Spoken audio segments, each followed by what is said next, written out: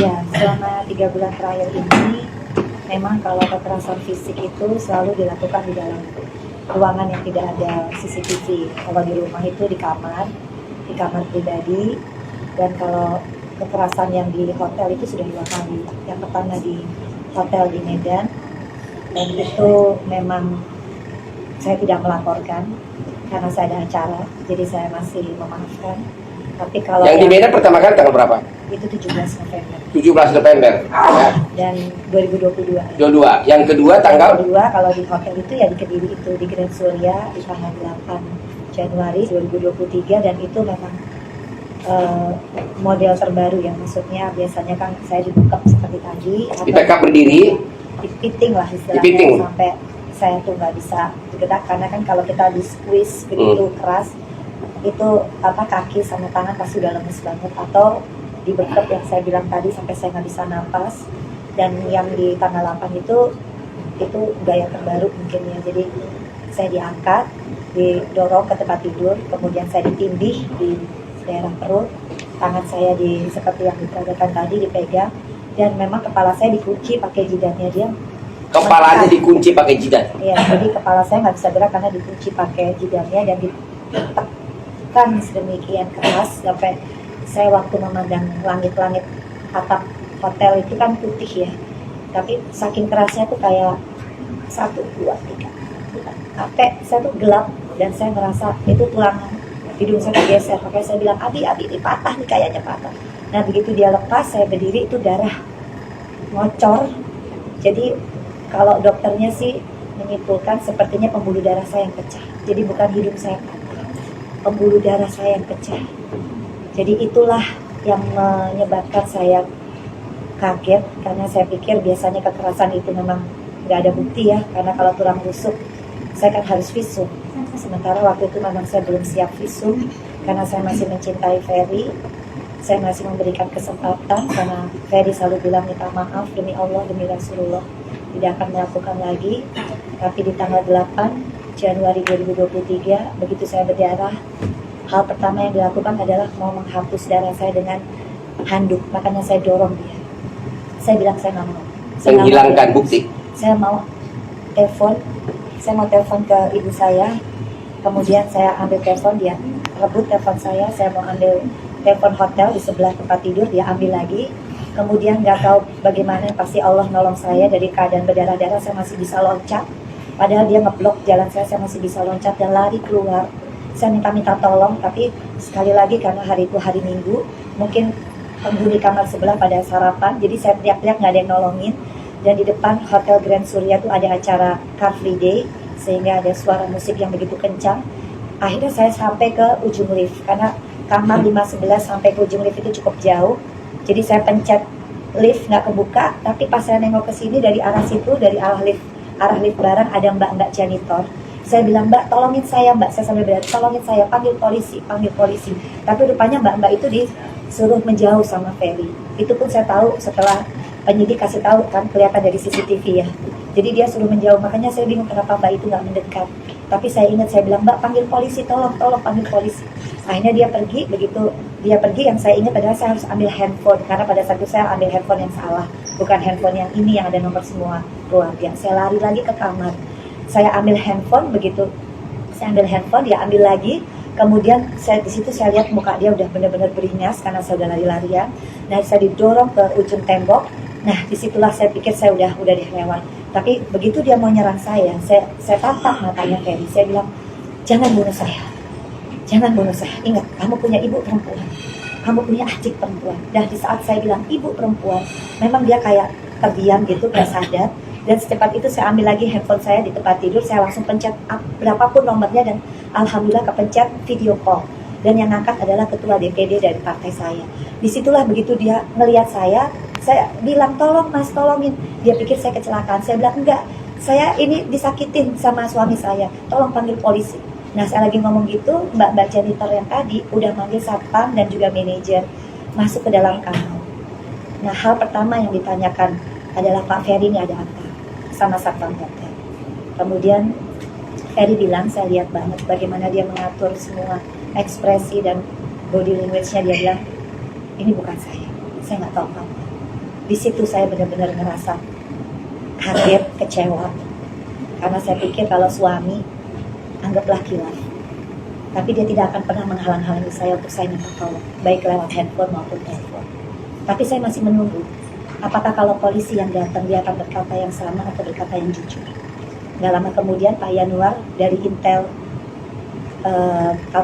Kapolresta Kediri datang, ditanya lagi, Pak Ferry ada apa? Dia masih bilang dengan mempersiapkan diri dan mimik, wah saya nggak tahu, bukan saya. Wah di situ saya udah rasa saya udah cukup, karena saya pikir kalau seorang suami atau imam yang baik dia tidak akan pernah menghalang-halangi istrinya sudah darah ngocor seperti itu, dan dia tidak akan pernah berbohong. Ternyata dia masih berbohong untuk kedua kalinya di waktu yang sama, di tengah-tengah TKP saya masih berdarah, itu lantai darah semua, handuk, spray. Di situ saya kecewa banget. Makanya pada saat Pak Yanuar tanya, Bu Fena, ini masih internal suami dan istri, mau damai atau mau lapor polisi? Detik itu juga saya memutuskan saya mau lapor polisi, karena saya merasa saya terancam. Apakah mungkin kalau orang sudah tidak mengakui salah, kemudian saya masih pulang bersama-sama dengan satu mobil, masih tidur bersama-sama di satu kamar? Tentunya sebagai perempuan saya takut. Makanya saya bilang saya mau lapor polisi. Dan detik itu juga saya kemudian diantar visum ke Rumah Sakit Bayangkara yang ada di Kota Kediri. Habis visum sampai jam 12, saya masih belum ada siapapun, belum ada lawyer, belum ada kuasa hukum. Saya bikin BAP sendiri dari jam 12 siang sampai jam 10 malam. Alhamdulillahnya Allah masih banyak memberikan saya kekuatan. Saya masih bisa bercerita bagaimana saya bisa survive. Dan alhamdulillah besoknya saya ke Polda Jawa Timur kasus ini, karena saya merasa keluarga saya semua dari Surabaya. Dan alhamdulillah setelah saya bikin laporan tambahan, BAP tambahan di Polda Jawa Timur, saya langsung dirawat di Rumah Sakit Mitra Keluarga. Ini ada sekitar 3 hari saya dirawat di sana. Saya melakukan ronsen khususnya untuk tulang rusuk saya yang sakit selama 3 bulan. Akumulasi saya sering ditekan, dan juga untuk hidung saya dan orang semua saya periksa. Hasilnya seperti yang tadi. Mbak Fena.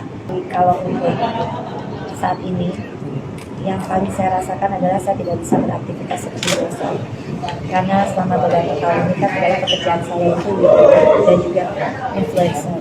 Jadi saya tidak bisa melakukan outdoor, saya tidak bisa melakukan syuting podcast saya belum bisa ke dapil saya kembali. Dan yang paling parah adalah 2 minggu pertama, di tanggal 8 sampai 2 minggu kemudian itu saya merasakan bukan hanya sakit di tulang rusuk, adalah kejiwaan saya. Jadi yang saya benar-benar nggak bisa tidur, saya turun 5 kilo sekarang.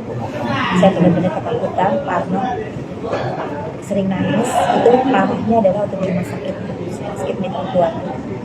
Saya benar-benar krisis mental banget pada saat itu gitu. Jadi ya boleh dibilang ternyata KDRT ini cukup membuat saya jadi sangat tidak bisa ngapa-ngapain. Dan walaupun sekarang saya datang karena saya memang udah benar-benar harus melaksanakan kewajiban sebagai pelapor, saya harus juga menguatkan diri saya semuanya. Dan alhamdulillah sebenarnya titik baliknya adalah saya lega bahwa semua proses hukumnya berjalan sesuai dengan fakta hukumnya. Itu yang membuat saya healing. Dan saya alhamdulillah juga kan ada terapi. Terapi ini yang membuat saya banyak banget perubahan, termasuk bagaimana saya bisa menjadi orang yang percaya diri lagi, jadi orang yang bisa berpikir yang seperti dulu ya. Saya kan orangnya produktif sebenarnya. Kalau kemarin-kemarin ya hanya nangis, lemes, tangan saya lemes semua, getar jantungnya, dengkul saya lemes, tiba-tiba bisa nangis malam-malam, apalagi kalau udah sendirian cuma sama Fania. Jadi lebih ke fisik dan mental sih terakhir ini itu aja. Jadi saya nggak bisa kerja jujur untuk ke 3 minggu saya nggak kerja. Soal gugatan cerainya Pak, itu diajukan sebelum sidang Mas Ferry atau setelahnya nanti? Sebenarnya udah disiapin.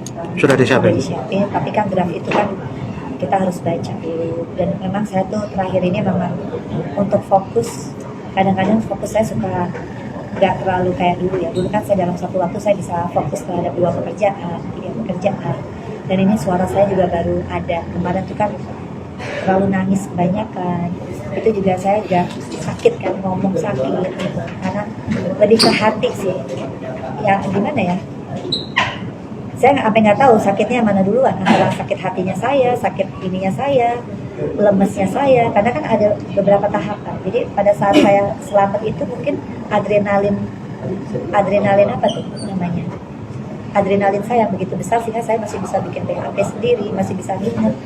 Tapi setelah 2 hari udah traumanya keluar. Jadi ada tahapannya. Makanya sekarang itu selama sesi atau assessment psikologi kan saya sampai 3-4 jam. Si psikolognya tuh Mbak Citra sama dokter Diki ya, itu benar-benar dia kasih saya kesempatan untuk cerita, nanti habis cerita nangis, habis itu saya healing dulu, treatment, dengerin lagu, habis itu saya cerita lagi, habis itu saya sholat bareng. Jadi emang ya itu mungkin begitu kan, apa proses dari traumanya begitu. Jadi saya juga nggak bisa sambil ngelihat draft ini, draft itu, udah kayak orang nggak bisa mikir sih. Oke, itu Mbak, berarti diharapkan sebelum sidang Mas Ferry akan cerai ya? Semua tergantung dari apa namanya bahannya, kan bahannya yang buatin itunya saya tinggal nanti kalau ada ininya saya baca, kalau saya pernah juga. Mbak, terjun ke dapil terganggu nggak agenda Ya, Mas sudah Ferry? ya. Masih. Berarti sejak acara itu nggak pernah terjun lagi ke dapil? Belum. Tanggal 8. Belum. Yang penting sekarang saya sudah datang ke Polda untuk melengkapi. Mudah-mudahan saya juga mohon doanya biar cepat P21 supaya saya juga cepat bisa kembali assessment lagi dan memperkuat kesehatan saya lagi, dan yang pasti ya kejiwaan saya lagi, kepercayaan diri saya lagi ya mesti kembali lagi seperti dulu. Terima kasih ya. Bapak nambah pas selama KDRT dilakukan oleh Pak Polri sendiri, Bapak udah bicara apa nggak sih ke Carol dan kawan? Saya nggak pernah ngomong ke siapapun karena saya merasa ini belum 1 tahun menikah, dan saya selalu kasih kesempatan Ferry untuk memperbaiki, tidak lagi seperti ini, dan dia selalu berjanji demi Allah. Jadi saya coba untuk percaya, tapi tanggal 8 Januari seperti yang saya sebutin ya, kepercayaan itu ya sudah hilang. Ada rasa penyesalan nggak? Ya semuanya ya, kasih ya.